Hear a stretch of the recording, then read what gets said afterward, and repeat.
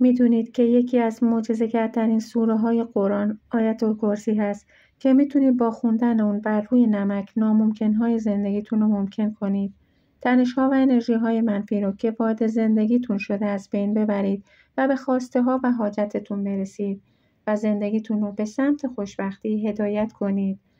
آیت الکرسی یکی از رازهای مخفی قرآن کریم هست که برای حفاظت از مال و جان، چشم سقف، افزایش رزق و روزی بی‌حساب ازش استفاده میشه. از آیت الکرسی به روش‌های مختلف برای رونق کسب و کار و برکت در زندگی استفاده می‌کنند که یکی از این روش‌ها استفاده از آیت الکرسی و نمک هست که برای حاجت‌های مختلف و پاک کردن خونه از انرژی‌های منفی و در امان ماندن از چشم سقف، چشم حسود، زبان سنگینی که در زندگیتون احساس می‌کنید. در این ویدیو یکی از خاص‌ترین و مجرب‌ترین ختم آیت الکرسی و نمک رو به شما آموزش میدم. از این ویدیو برای گشایش فراوان رزق و روزی و باز شدن درهای بسته زندگیتون به بهترین نحو استفاده کنید. خیلی از عزیزان همیشه میگن چشم سقف در زندگی ما خیلی زیاد شده. زندگیمون رو به نابودی برده.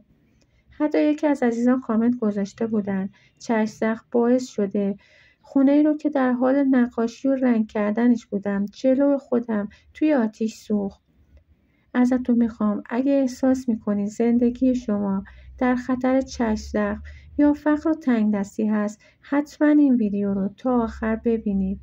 حتی ویدیو رو ذخیره کنید و ازش استفاده کنید. قطعا بسیاری از شما آیت الکرسی رو خوندید و معجزه‌ش رو دیدید. ازتون خواهش میکنم اگر که معجزه‌ای از آیت الکرسی دارید و بهش ایمان 100% دارید حتما تجربه‌های خودتون رو زیر همین ویدیو برای ما هم بنویسین تا همه از اون بهره مند بشیم. خوندن آیت الکرسی همیشه در هنگام وضو، قبل از خواب، هنگام بیرون رفتن از خونه، هنگام مواجه شدن با خطر و هنگام بیماری توصیه شده. حالا در مورد ویژگی‌های آیت الکرسی و نمک. همونطور که میدونید نمک یکی از پاک کننده های انرژی منفی است و برای پاکسازی چاکراها بسیار مفید است. نمک هم یکی از قوی ترین پاک کننده های انرژی منفی توی کره زمین هست. ارتعاش های منفی رو پاک میکنه و تو رو به اوج میرسونه.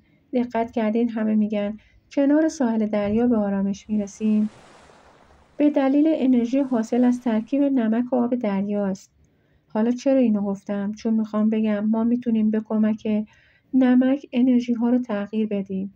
از قدیم نمک فقط یک چاشنی غذایی نبوده، بلکه برکت و نماد ثروت بوده. حتی جای پول ازش استفاده میکردن.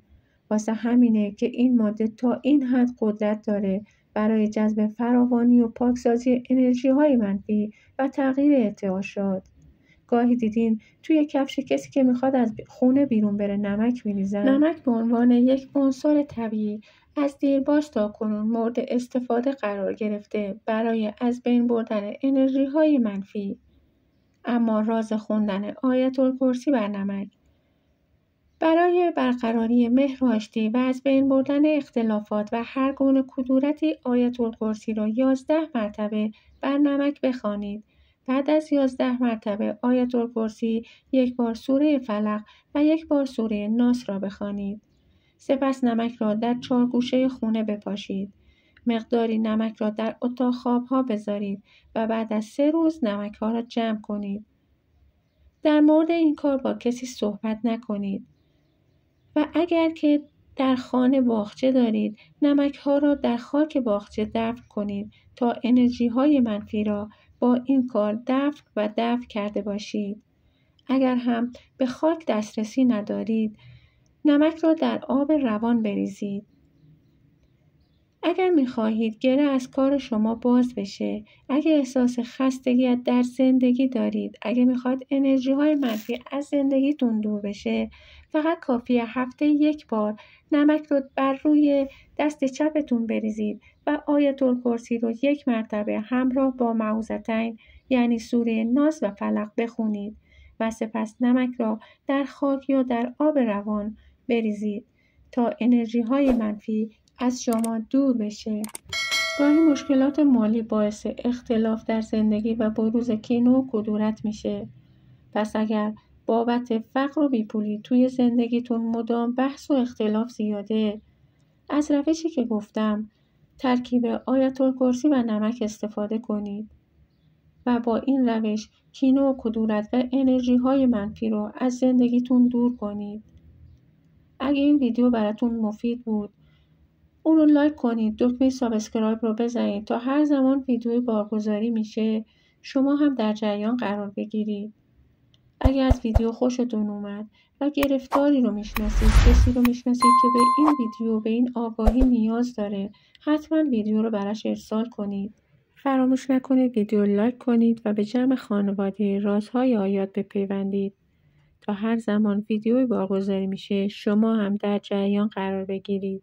تا یه ویدیو دیگه در پناه نور الهی باشید.